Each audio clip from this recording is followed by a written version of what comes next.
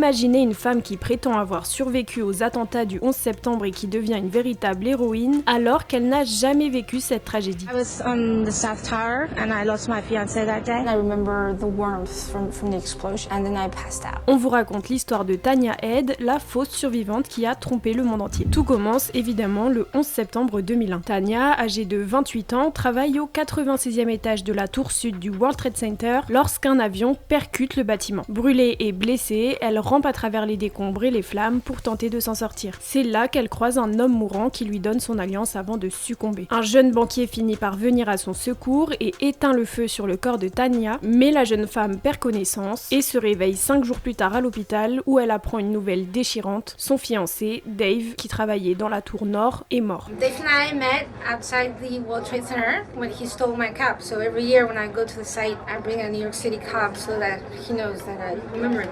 The saddest thing in the world to become a widow, like that. Dans les années qui suivent, Tanya partage son témoignage et devient la présidente du World Trade Center Survivors Network, une association d'aide aux victimes, jusqu'au jour où tout bascule. En 2007, des journalistes du New York Times s'intéressent à Tanya car d'autres victimes ont émis des doutes sur son histoire. So why?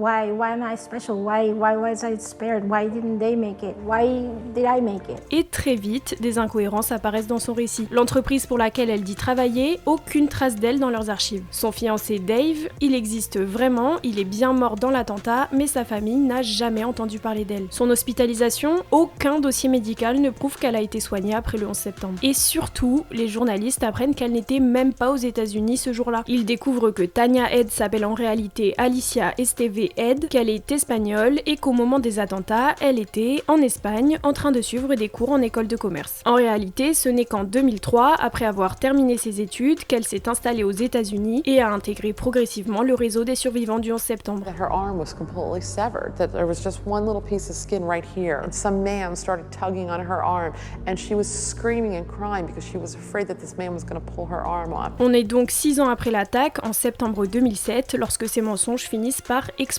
au grand jour. Et Tanya disparaît. En 2008, un mystérieux email annonce qu'elle s'est suicidée, mais l'information est rapidement démentie. D'ailleurs, en 2011, elle est aperçue à New York à la veille du 10e anniversaire du 11 septembre, et aujourd'hui, elle vivrait en Espagne, loin des regards. Mais alors, pourquoi a-t-elle menti? Personne ne le sait vraiment. Elle n'a jamais essayé de gagner de l'argent avec son histoire, mais ce phénomène est finalement assez courant lors de tragédies. Le 13 novembre a aussi eu son lot de fausses victimes. Les psychologues estiment que ce comportement relève d'un besoin d'attention et de reconnaissance, voire d'un trouble mythomaniaque. Et vous en pensez quoi?